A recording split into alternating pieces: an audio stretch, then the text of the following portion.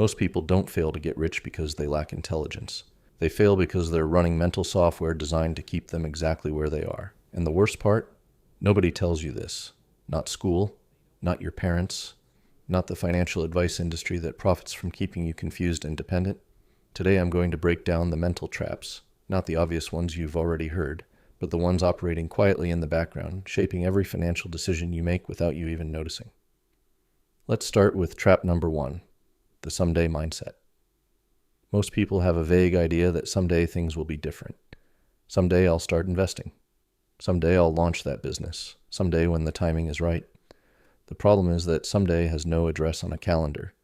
It's a psychological escape hatch that lets you feel like you're planning while actually doing nothing. Research on goal delay shows that the more abstract a goal feels in time, the less motivated you are to act on it. Wealthy people think in specific dates and deadlines, not someday. Thursday. Trap number 2. Mistaking motion for progress. You read 3 books about investing. You watch 12 videos on passive income. You have a folder of saved articles you'll get to eventually. You feel productive. You're not. There's a difference between consuming information and applying it.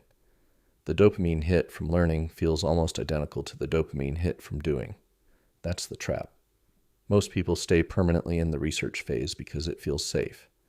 Action has consequences. Research doesn't. But no one ever built wealth in a folder of saved tabs. Trap number 3, the status tax.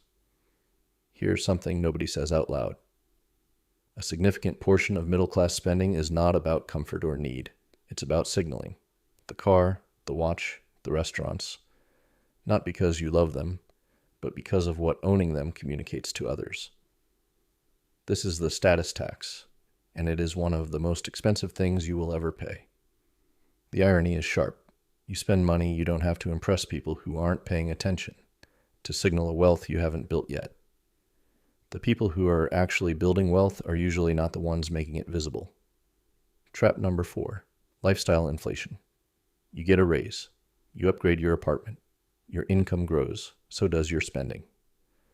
This cycle has a name, lifestyle inflation, and it is the reason most people feel broke at every income level. The trap is subtle because it disguises itself as reward.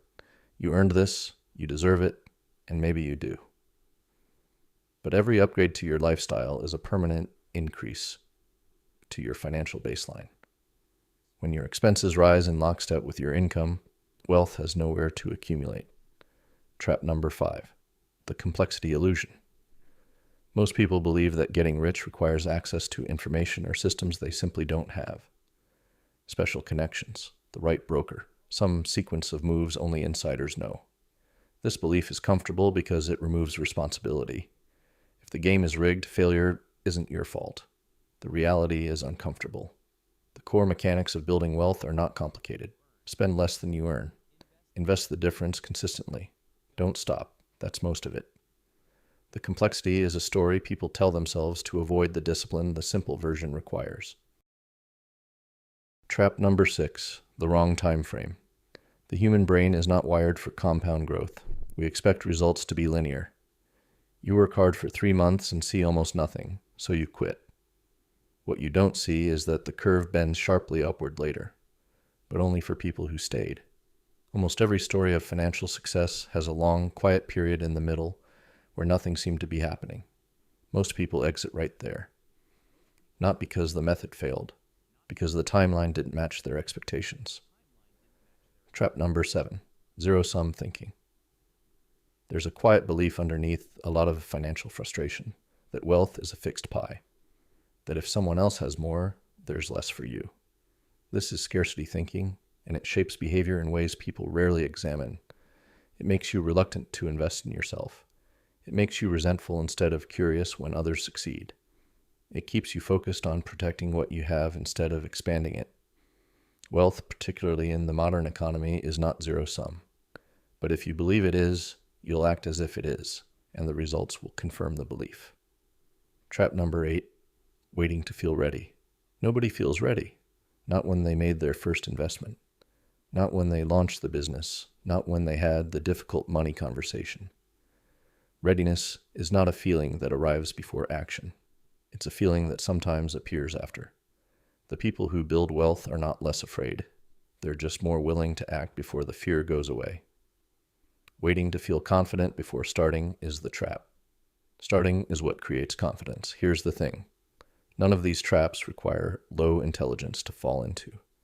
They're not character flaws, they're patterns. And patterns can be interrupted once you can see them clearly.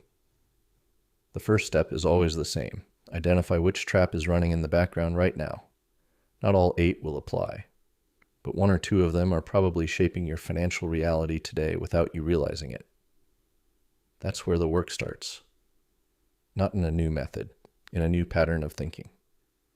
If you found this useful, the next video breaks down the exact sequence for building your first income stream outside of your salary. See you there.